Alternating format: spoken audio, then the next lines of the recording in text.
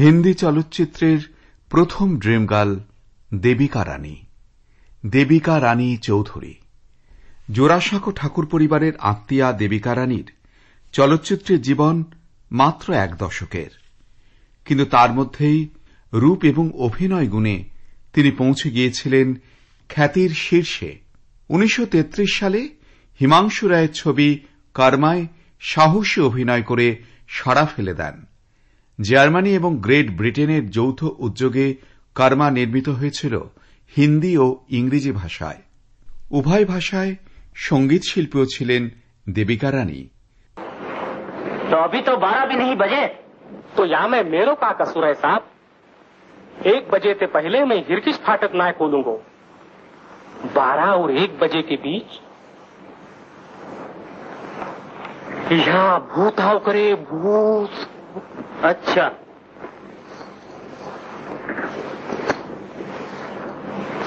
ये ले। हरे राम हरे राम हरे राम। तुम्हारे पास कैसे आया? आपकी जेब से गिर गया था। इसने अपनी जान दी दूसरों की जानें बचाने के लिए। हाँ, इसने अपनी जान दी दूसरों की जानें बचाने के लिए।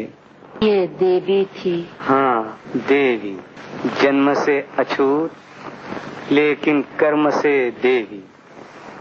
इसकी जीवन कथा एक पुण्य कथा है, जिसके सुनने और सुनाने से आत्मा को शांति मिलती है।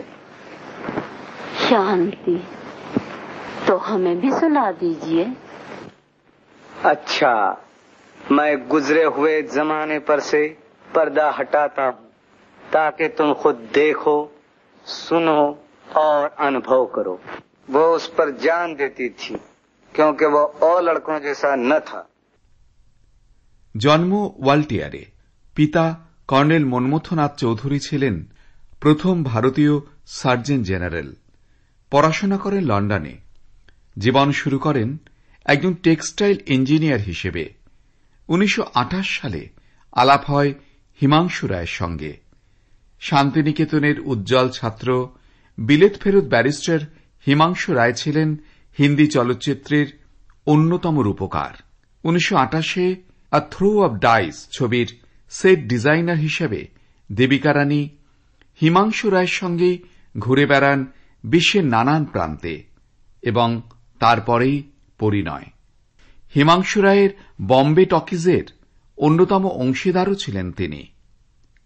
জওয়ানি কি হাওয়া, মমতা और মিয়া বিবি, জীবন নাইয়া, জন্মভূমি, অচ্ছুত কন্যা, সাবিত্রী, জীবন প্রভাত, ইজ্জত, প্রেম কাহানি, নির্মলা, দুর্গা ইত্যাদি একাধিক নারী চরিত্র নির্ভর ছায়াছবিতে তার অভিনয় অবিস্মরণীয়।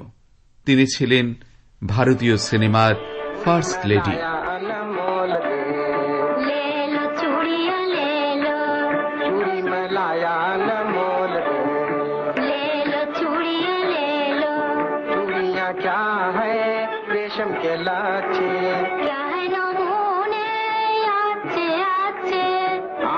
कर लो मोल ले लो चूड़ियां ले लो, आप कर लो मोल ले लो चूड़ियां ले लो। माल मेरा अनमोल, नहीं जो को है नहीं तोल, कर लेना हो तो बोल, कोई चूड़ियां ले लो मोल। है माल मेरा अनमोल, नहीं जो को है नहीं तोल, कर लेना हो तो बोल, कोई चूड़ियां ले लो मोल। 1940 হিমাংশু রায়ের মৃত্যুর পর বম্বে টকিজের অংশীদারদের সঙ্গে মতবিরোধ এবং সহশিল্পীদের সঙ্গে চিন্তাভাবনার দূরত্ব তৈরি হওয়ায় ক্যারিয়ারের তুঙ্গে থেকেও তিনি অবসরের সিদ্ধান্ত নেন। পেয়েছেন পদ্মশ্রী। 1969 দেশের প্রথম দাদাসাহেব ফালকে পুরস্কার প্রাপক দেবিকা রানী পেয়েছেন সোভিয়েত ইউনিয়নের Soviet land Nehru award. 2011 Bharat সরকার তাঁর স্মৃতিতে প্রকাশ করে একটি স্মারক ডাকটিকিট।